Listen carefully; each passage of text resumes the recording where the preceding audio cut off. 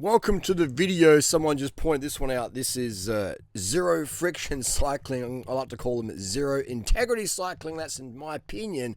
I mean, zero friction cycling. What more of a clickbait name can you get? As if you can get zero friction. It's implying. Anyway, I've done videos about that. Anyway, here we go. So this is a question down here. Someone was calling out the snake oil sales. Again, this video is just my opinion. You may have a different opinion, and that's just fine. So Dom1829 says, it's hard to believe these custom heating pots aren't just relabeled pots for hair removal wax, especially since there have been virtually identical models from Wax Kiss for $30 on Amazon for at least 6 months.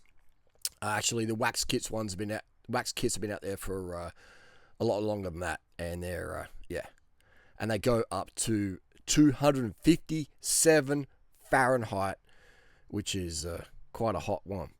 Anyway, so some of the Dunning-Kruger supporters here, there's no way a hair wax pot gets to 125C. Maybe 125F, but 125C will peel skin fast and get out of the way. You know what I mean? And Adam Kieran like this. So rather than actually do the homework, do the research like Adam claims to be this researcher guy, only the most legit information, fully fact-checked. In my opinion, in my experience, Adam is full of shit and he is a liar. All right, he has lied many times, and we've exposed that. Okay, and we all lie. But if you're going to put yourself out there as a trusted source of information, you know, when it comes to technical data, etc., that, and then you're lying, for me, in my opinion, I just put some as untrustworthy. And if you trust this guy, that's you're right to do that. I'm not saying you shouldn't. I'm just saying I don't trust the bro because I caught him out for lying, and I think, in my opinion, he's just a snake oil seller. And this is why I have this opinion. So here we go. Here we go. So the pots are custom made from the same company. Blah blah blah. And we'll go down to here. Beauty wax pots tend to be much more narrow and deep, and not ideal. No. And we compared a slow cooker is probably your best bet. All right. But anyway, let's get back to Adam's claims. He is claiming that beauty wax pots are unlikely to get anywhere, in caps, anywhere near 125 Celsius. Their max temp is generally very low. Because if you put 125 degree wax on someone or 90 degree wax on someone, you're in for a whole lot of screaming, burning, and a follow-up lawsuit. Okay? Healthy skepticism is good, but it can easily branch too far. Buy a beauty wax pot for a quarter of the price and see how you go. Let me tell you, you won't be using strip chip with it or having a good time trying to switch the chain. Okay? Balance the skepticism, peeps. It can be a slippery slope if everything is seen this way. Sometimes things are as they are. There you go. That's from Adam Kieran himself. And then we go over to Silka. All right, Silka. And they recommend using what temperatures they recommend. This is on the silka.cc website.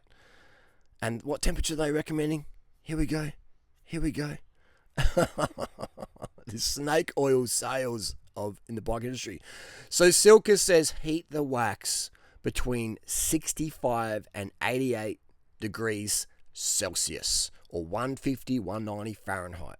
So we see that even a $19 wax pot from Kmart here in Australia, 19 AUD, it goes up to 70 degrees Celsius. So based on Silka, all right, Silka, who's selling the chain wax product, they say that, let's just double check again what they said, 65 degrees is fine as a minimum. And your $20, your $19 pot from Kmart does that. And if you can't put a chain in there, and you can't swish it around with a bit of coat hanger material, like Adam's trying to claim, you're going to have difficulty swishing your chain in a $19 Kmart pot that exactly does the correct temperatures that Silka recommend. So in my opinion, Adam is just full of shit, and he's biased to sell, in my opinion, his chain snake oil stuff. Again, in my opinion. I just use squirt lube. I do basic clean. I have no problems with my chain longevity, and I'm faster than Adam. Okay, so if you want to get as a faster rider, listen to me. Do my protocols versus spend more money than you have to. In my opinion, on these snake oil products, which are, in my opinion, snake oil. Okay, and the main thing, all right, the main thing that you get with chain waxing is you clean the chain so much. The nature of chain waxing is you're cleaning the chain every application. Now you clean the chain, you re-wax it, and you go again. So if you're doing that with squirt lube, you know what I mean? And that's the thing Adam doesn't really mention that much, all right, overtly. He doesn't mention that the waxing protocol is to clean the chain before waxing, okay? When he's doing all these independent tests, he's not doing that. He's not cleaning the chain. But with the wax chain, he cleans that, which is just part of the waxing process. But is it the wax that's magic, or is it actually cleaning your chain and then reapplying the wax, which is the magic? In my opinion, it's that.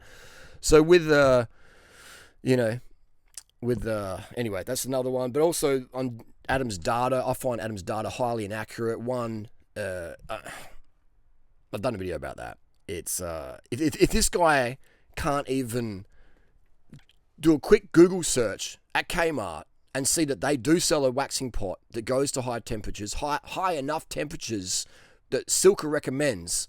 And this discussion is about, I'm all flustered here. This is talking about a Silka product, all right? This is Adam, all right? So this is the guy who's sold $200 home wax chains to local riders here in Adelaide, all right? I would feel like the biggest douchebag if I charged someone $200 for a Dura-Ace chain, which you can get for $50 on sale, you know, at the time. And then I take it home and I clean it and put it in wax and then charge you $200. And I'd feel like the biggest douchebag. But that's just me. All right, that's just me. Anyway, that's the deal. And then there's a comment there about it's not appropriate having Rowan Dennis for promoting bike, blah, blah, blah. You know, I mean, Adam's not the sharpest tool in the shed, in my opinion.